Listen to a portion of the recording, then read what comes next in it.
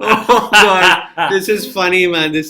Oh dear Lord, we are so thankful to Formula One. Thank you, Formula One, first for being Formula One, and next for being so funny. My name is Rishi Kapoor. Man across the table is Kunal Shah, and together we get together to bring you week after week of the Inside Line F1 podcast. But this is amazing, Today, Formula One is doing for us what we do for this podcast. It is adding humor. I am suddenly feeling insecure about my job and the podcast, Rishi. Yes, it should because okay, I'm gonna say the line. If you feel it's funny, please laugh. Question number one: Alonso asks for equal treatment at McLaren is what Rondon has said. Okay, this is even better. Bernie says that Hamilton's rapper image will get us new younger fans. And listen to this. Imagine Hamilton inside his helmet goes, I want a tire change. Okay, last one. This one is even better. F1 strategy group can't fix what engines to use in the near future, whether it's 1000 bhp or whether it's the ones with the MG UK. That to me is the funniest, Rishi. Is it? And that is also the simplest. I mean, what do fans want? They want nothing. They just want racing. Yeah, and they want an engine which makes ferocious noises, is powerful enough, is not complicated to understand in terms of reliability changes, etc. And they want it to be cheap because the teams want it cheap, and suddenly the business of Formula One will look better. It is something that you and I understand, and they don't, and I don't understand the whole crux behind making it complicated each and every single year. And you know what? Sooner or later, you and I are going to end up running the sport. That's what I feel all the time. It seems like you and I have all the solutions on the Inside Line F1 podcast to all of Formula One's problems. And probably Bernie should listen to us a little more often. Bernie who? Okay, do you know who Vettel is? Yes, of course. Thank God you didn't say Vettel who, but I know who he I'm is. a fan of Sebastian Vettel. Yeah, I'm a fan as well, but I'm a bigger fan of Michael Schumacher, and Vettel seems to be a fan of Michael Schumacher. And what he's gone and done is bought a helmet for himself, which looks very similar to the helmet that Michael Schumacher used back in karting days, etc. Yes. Now, there's very little color to choose in helmets, and there's very little designs that you can do. But still, Baby Shumi trying to be Shumier? Absolutely. I mean, he's signaling his intentions very clear. Of course, his camp has denied that they are trying to emulate the colors, and it's just the colors of Germany. But why not? He's trying to be Michael Schumacher. David Coulthard thinks he can be Michael Schumacher for Ferrari as well, and we all hope he is. Okay. I don't know who's going to be driving alongside him, but one man that keeps coming on and again and again and again is Valtteri Bottas. Impressed everybody in the last year and the years before, and Bottas is saying that it's a better car this year, we could do better. He's saying, I'm not, moved by the fact that Ferrari wants me. I just want a car that's going to win. And Williams just turned around and said, we might just win one race this year. So, I mean, how can you be so calculative about a victory? Last year, they had chances of winning more than one race.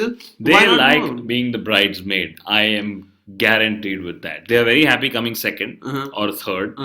Making it to the podium, earning their points, making their money, etc. But I don't think they have the guts to go out and race and beat Mercedes. And this is the same team that was with Juan Pablo Montoya once charging and knocking the doors of its man called Michael Schumacher. Absolutely. I don't know where they've lost their mojo. Yes, they're quick, but hey, guys, if you're quick enough, just go about and win races. Yep. Nothing more sweeter than that in Formula One. Rosberg said that I have really worked on my breathing technique. This is in between corners where he used to not breathe, and he suddenly realized, and his coaches came back saying, well, you're not breathing between corners, and that's why probably you're slower than Lewis Hamilton, but well, you need to breathe between corners, and this is what he's done. I mean, why not just get your wife and start doing couple yoga CDs like Jessica Michibata and Jensen Button do? And you know what, Rishi? He also has Bailey Rosberg, his dog. If he gets bored of his wife, he could do dog yoga or doga as well. And even better, he could join me during my Vipassana program. And let me tell you, the August 2015 dates fall right between the August shutdown. I'm telling you, let's tell Rosberg to join me. Man, that is some data coming your way. Magnussen is going to get some new racing data because that is a non-Formula One data because he's finally listened to us. because he's racing somewhere else. I mean, let's look at it this way. He's a Formula One reserve come testing driver for McLaren. Which means he's Honda. doing no testing. Absolutely. Probably playing a video game called The Simulator. So, how do you look at these drivers parallelly racing other cars? Yeah, it's good. It's important because at the end of the day, staying out of competitive wheel-to-wheel racing for a full year can be detrimental. The last guy who actually benefited from it was Adrian Sutil And Kimi Raikkonen.